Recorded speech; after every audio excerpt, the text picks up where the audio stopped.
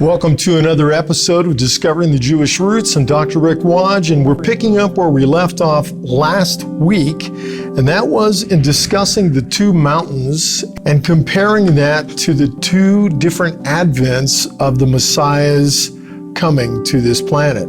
The first was, of course, to seek and save that which was lost. We read about in the scriptures. We left off on John chapter 12, starting at verse 46, and it says, I have come, Yeshua is speaking, I have come into the world as light, so that whoever believes in me may not remain in darkness.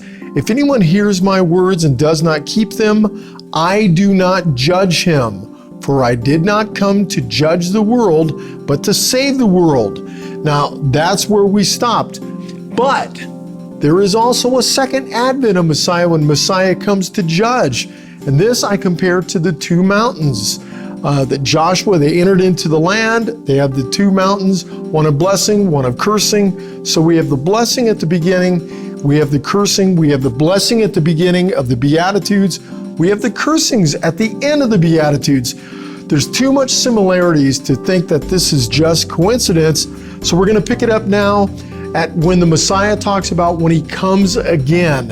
And we will pick that up in Matthew chapter 25. We're going to start in verse 31.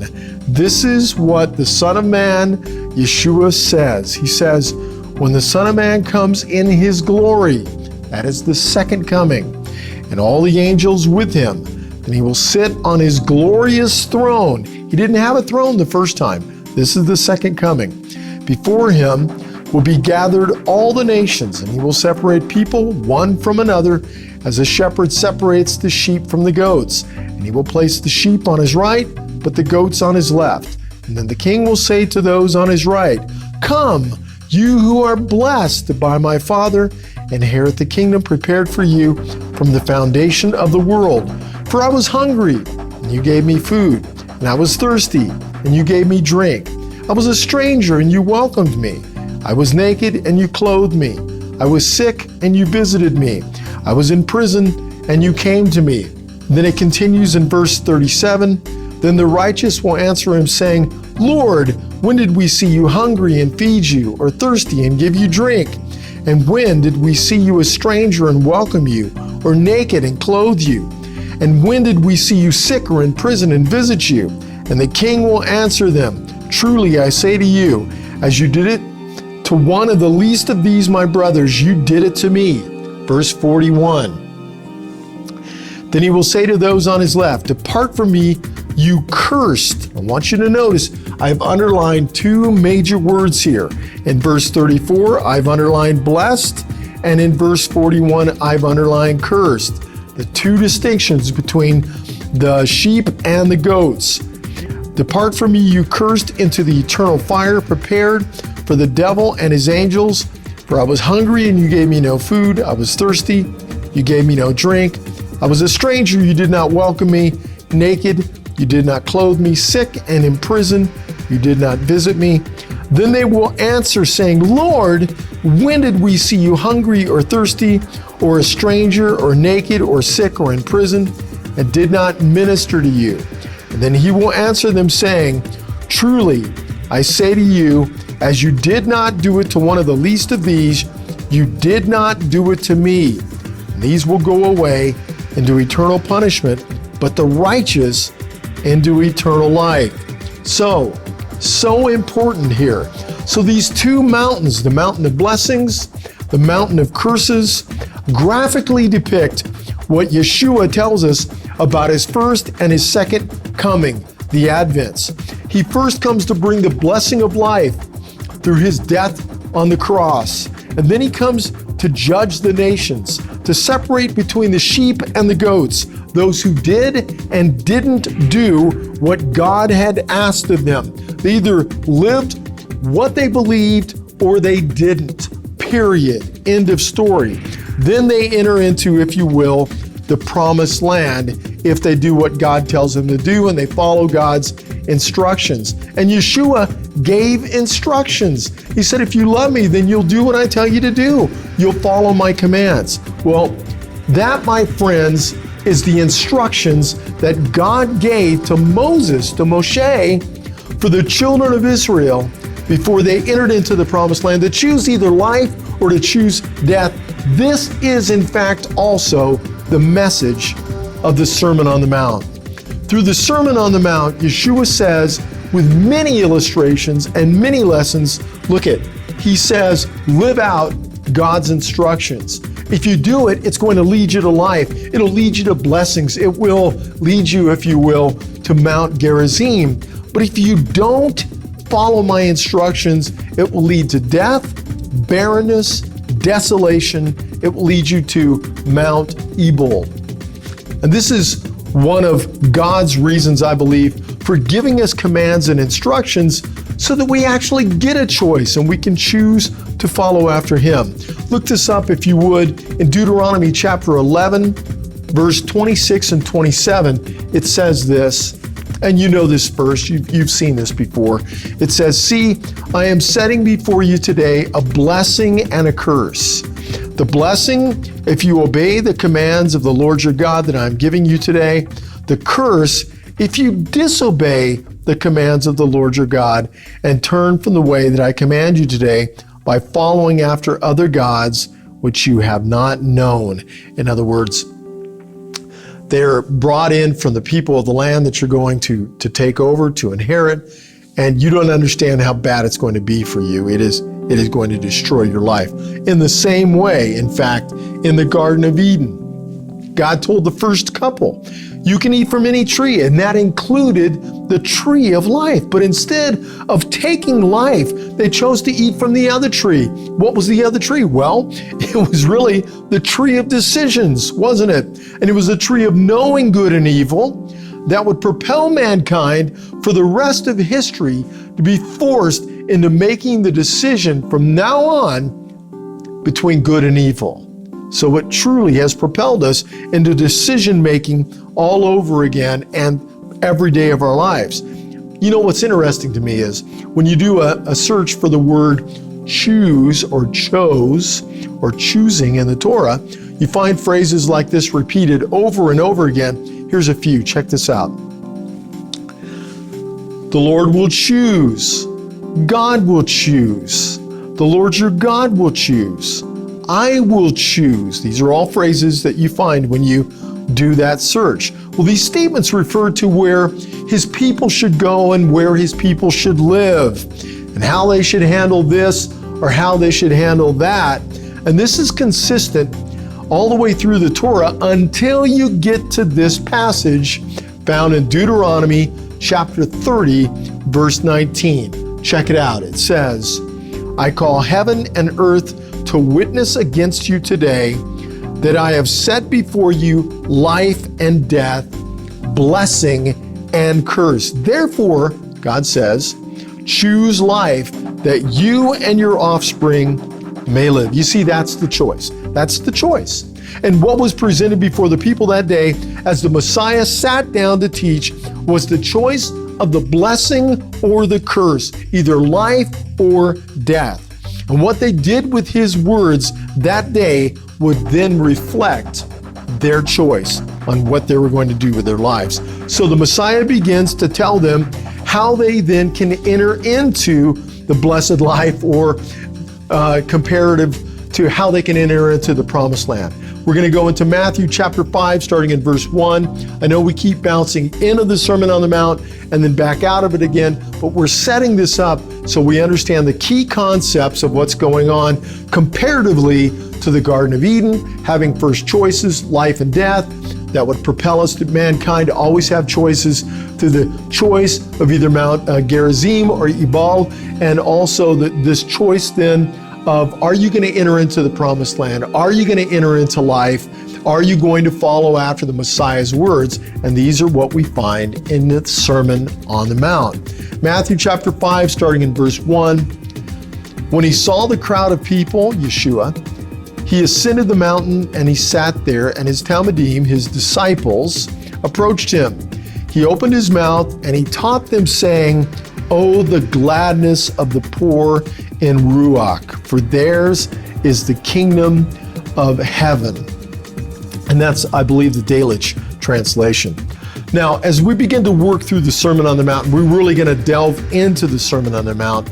We're immediately confronted by a language barrier because, you know what, my friends, there's really no adequate translation in English available to bring out the nuances of the Hebrew word here for blessed, which is ashrei.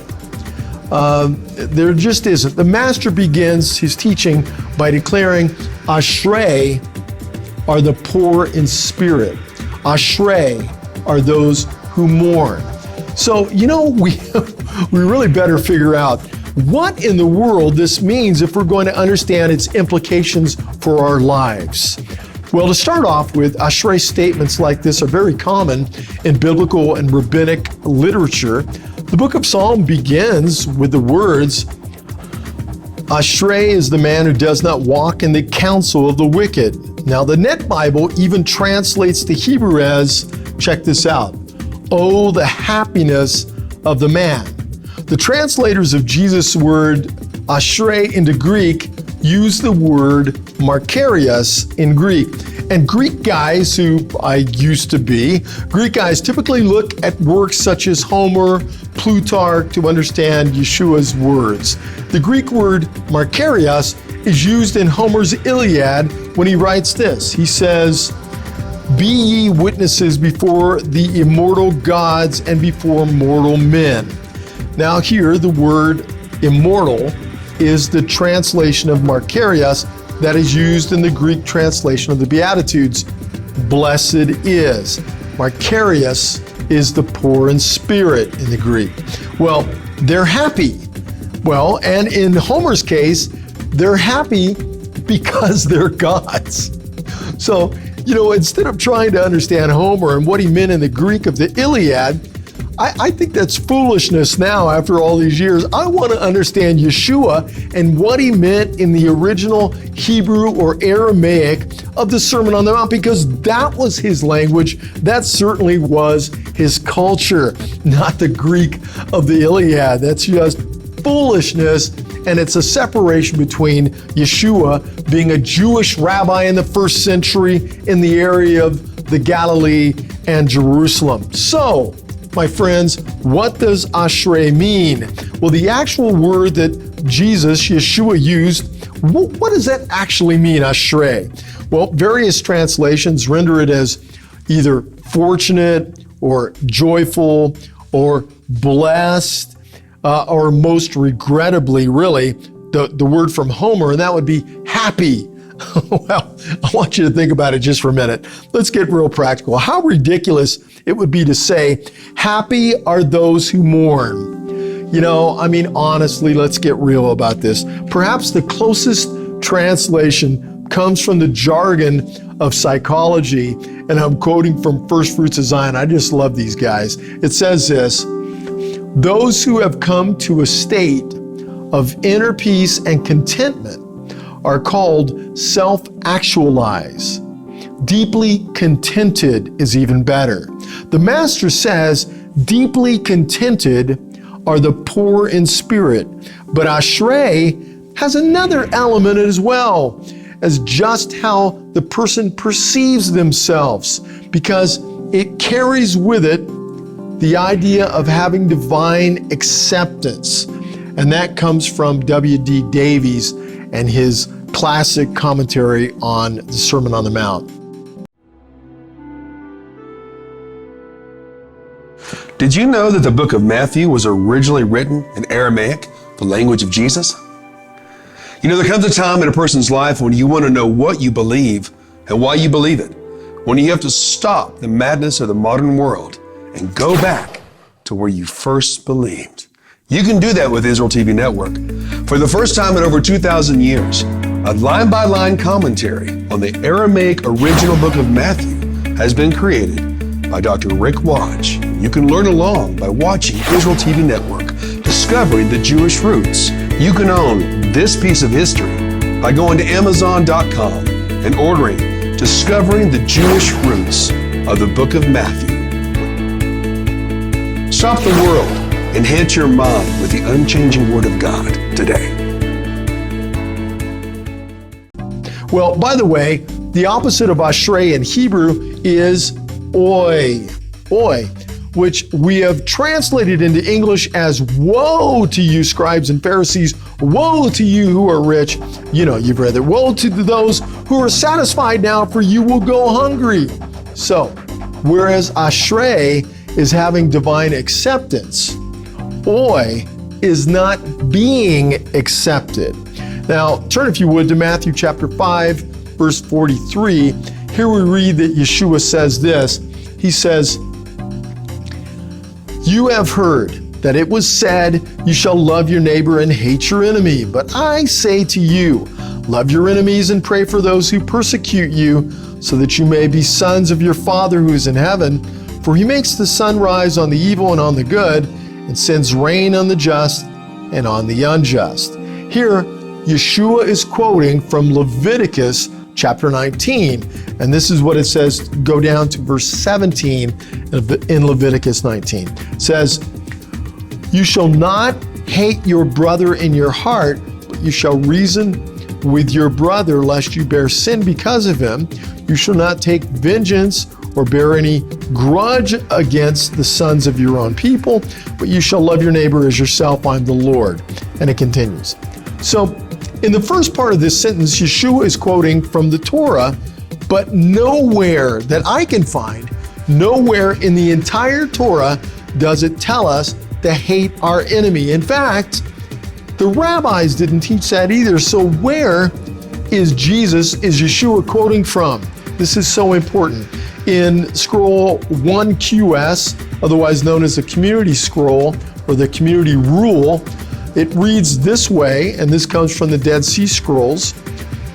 It says, "The master shall teach the saints to live according to the book of the community rule," which is what we're reading, "that they may seek God with a whole heart and soul, and do what is good and right before him, as he commanded by the hand of Moses and all his servants the prophets, that they may love all that he has chosen," here it is, "and hate all that he has rejected, that they may abstain from all evil and hold fast to all good." Now, actually, what you find in the Sermon on the Mount are many references to the Jewish sect at Qumran near the Dead Sea. Some he's in agreement with, and others where he disagrees with what they were teaching. But in this case, Yeshua confronts this common notion of these really zealous followers of the Torah, of Judaism, who lived near the Dead Sea. They believed that hating and judging people was what God wanted for those who would not follow after his rules, his instructions, who had become enemies of God. Then they should also be enemies of them as well. But let me read you something else from the Jewish sect at the Dead Sea, and this should shed some light on our study of the Beatitudes as well. Now, this comes to us from a scroll found in cave number 4. It's scroll 525, and it's actually called the Beatitudes. So here it is, 4Q 525, and here's a fragment. So it's kind of fragmented for sure. It reads this way: "Blessed is the one who, something, with a clean heart, and does not slander with his tongue. Blessed are those who hold fast to its statutes, and do not hold fast to the ways of injustice. Blessed are those who rejoice in it, and do not burst forth on paths of folly. Blessed are those who seek it with pure hands, and do not search for it with a deceitful heart. Blessed is the man who obtains wisdom and walks in the way of the Torah of the Most High, establishes his heart in its ways, restrains himself by its corrections, is continually satisfied with its punishments, does not forsake it in the face of his trials. At the time of distress, he does not abandon it, does not forsake it in the day of terror, and in the humility of his soul does not abhor it, but he meditates on it continually, and in his trial he reflects on the Torah with all his being. He gains understanding in it. He establishes it before his eyes so as not to walk in the ways of injustice. And then it's obliterated there in the text. We can't read it. And together, and perfects his heart by it, and places a crown of something upon his head. And with kings it shall seat him, and brothers shall, and then we just can't read the rest of the text. But what I want you to see is this, is that Yeshua, Jesus, was extremely educated in the religious sects of the day, the teachings of the day, and that he incorporates these contemporary writings and sermons into his own words as a means of teaching.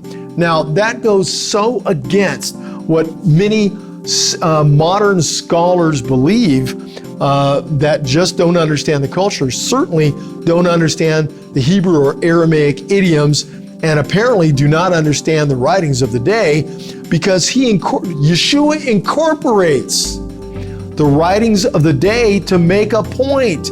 It would be like if Yeshua, the Messiah, came today and was teaching for the first time, he would almost certainly quote from Times Magazine and the newspaper and the magazines of the day and the things that would be on TV to make sure we understood his message. And that's the point. So he incorporates these contemporary writings in sermons of his own. And I believe that part of what Yeshua teaches us today, by having done this, is this, that we should be people who are well versed in many authors, many perspectives, many writings, and understand we're to draw from a very deep well and bring out fresh water, especially if we're going to be fulfilling the mandate of the Master in making Talmidim, in making disciples. Yeshua the Messiah calls us to make disciples. What does that mean? It means to teach things as Yeshua taught, to teach what he instructed, how he instructed, what he gathered from. And so if we don't understand the writings of his day, how will we understand the message that he gave? What did Yeshua command us to do? Matthew chapter 28, starting in verse 19. And this is a command. Therefore go and make people from all nations into Talmidim, all people into disciples, immersing them into the reality of the Father, the Son, and the Ruach HaKodesh. Verse 20, and teaching them to obey everything that I have commanded you. And remember, I will be with you always, yes, even unto the end of the age. Friends, how can we expect to fulfill the Master's orders and teach others the same if we don't really understand what in the world he taught us?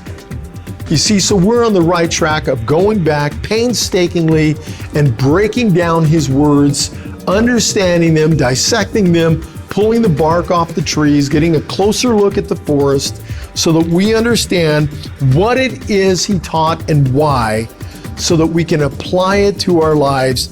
And that means we can apply it to those whom we're instructing and fellowshipping with. Yeshua opens up his version of the Beatitudes with this statement. Matthew chapter 5, starting in verse 3. He says this, "Oh, the gladness of the poor in Ruach, for theirs is the kingdom of heaven." Let me just point out something from First Fruits of Zion, FFOZ.org. So important. The Delitzsch translation really depicts the original Hebraic thought of the day in the Beatitudes, and I highly recommend it. My translation would be this: it would be, how acceptable before God are the humble. The Hebrew phrase here is anave ruach, which means poor in spirit, and that's the way we translate it. This phrase really helps us to get a handle on what Yeshua is teaching in this text. What Yeshua is saying is really, how acceptable before God are the people at the Dead Sea? Wait, halt, put on the brakes. What are you saying, Rick? Well, the reason I'm saying this, I'm just throwing this out to really cause you to stop a moment and really look at the text, is because the Jewish sect, now this is a possibility, this is Rickology, take it if you like it, throw it out if you don't, because the Jewish sect at the Dead Sea were known by the name Anavim Ruach, the humble in spirit. You see, in the writings of the Dead Sea Scrolls, the people were often contrasted, and they were contrasting themselves with the religious hierarchy of Jerusalem, those that were proud and arrogant in spirit, the very ones that Yeshua rebuked for their pride as well. So Yeshua, in my perspective, points to this group as if pointing to them and saying, look they are a good example for you of humility, because they will not accept this stuff that's going on with the pride and the arrogance of the priesthood in Jerusalem today. So for this example, take a look at them. They don't want the riches around them, and they're willing to do whatever it takes to be humble before God. Well, anyways, that's my perspective on that. We're going to pick it up exactly where we just left off. We're going to be looking at the Dead Sea Scrolls Manual of Discipline as we begin to dissect the humility that was at least taught at Qumran during the first century when Yeshua lived. Well, until next time, my friends, God bless you, and shalom, shalom.